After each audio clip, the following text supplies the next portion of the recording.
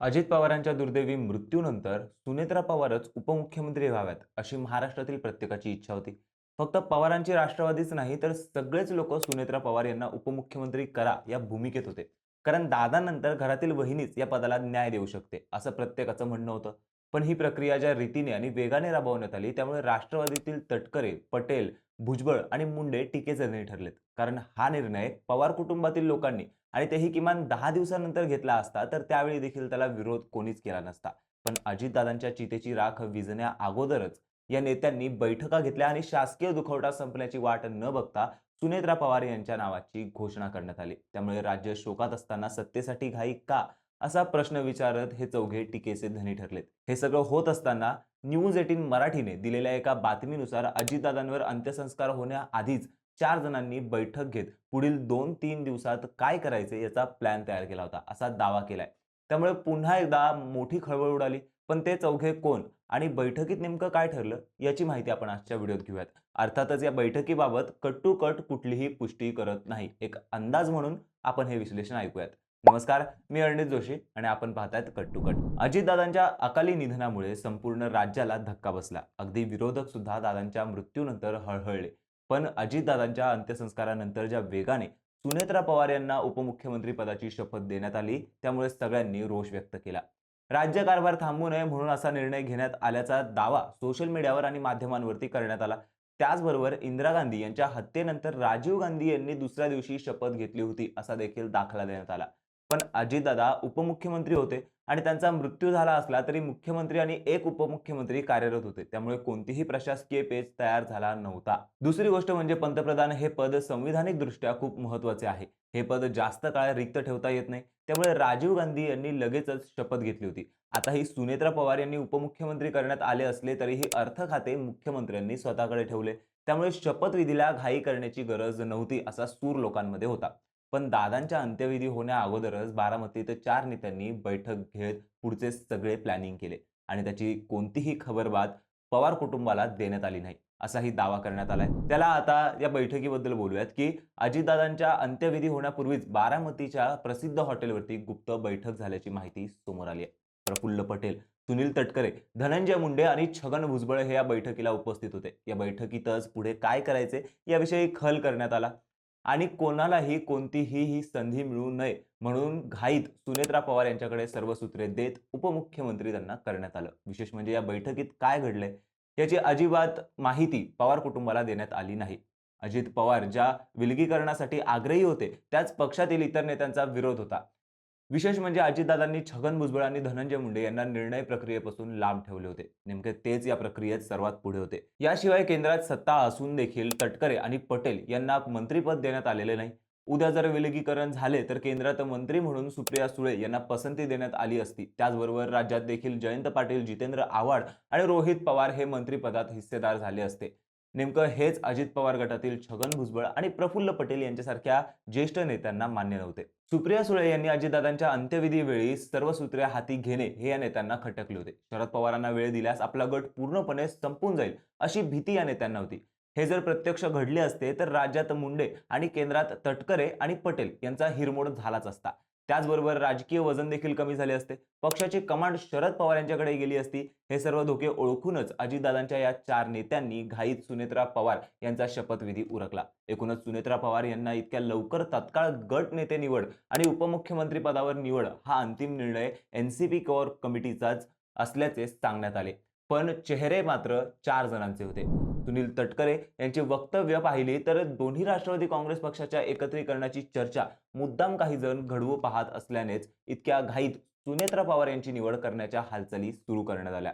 एकीकडे असे सांगितले जाते की मुख्यमंत्र्यांची भेट झाल्यानंतर सुनेत्रा पवार यांना माहिती देण्यात आली. पण त्याच वेळी सुनेत्रा पवार यांच्या सहमतीनेच फडणवीस यांची भेट घेत शपथविधी लवकर करण्याची भूमिका एनसीपी कोर टीमची असल्याचे सांगण्यात आले.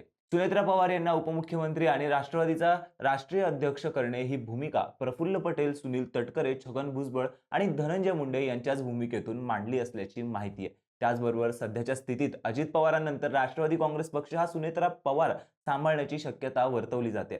सुनेत्रा पवार या प्रत्येक गोष्टीत अजित पवारांसोबत राहिल्यात. त्यामुळे त्यांना राजकारणाचा आणि अजित पवारांच्या राजकारणाचा मात्र पूर्ण अनुभव आहे. शिवाय पवार घराण्यातली व्यक्ती असल्यानेच त्यांच्यातील पक्ष एकसंध ठेवण्यास मदत होईल.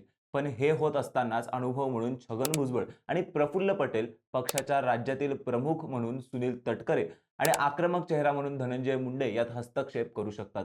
याशिवाय यामागे भाजप देखील असण्याची शक्यता आहे. कारण पुढील राजकारणासाठी भाजपलाही हा पक्ष शरद पवार यांच्या ताब्यात जाऊ नये असे वाटत आहे.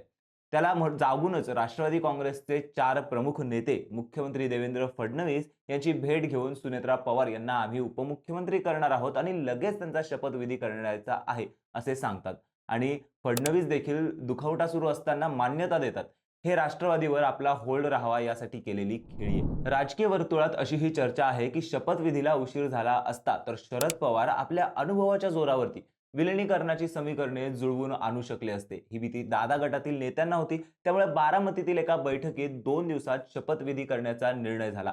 या प्रक्रियेत पार्थ पवार यांच्याशी चर्चा झाली आणि त्यानंतरच मुख्यमंत्री देवेंद्र फडणवीस यांच्यापर्यंत हा संदेश पोहोचवण्यात आला अशी माहिती आहे.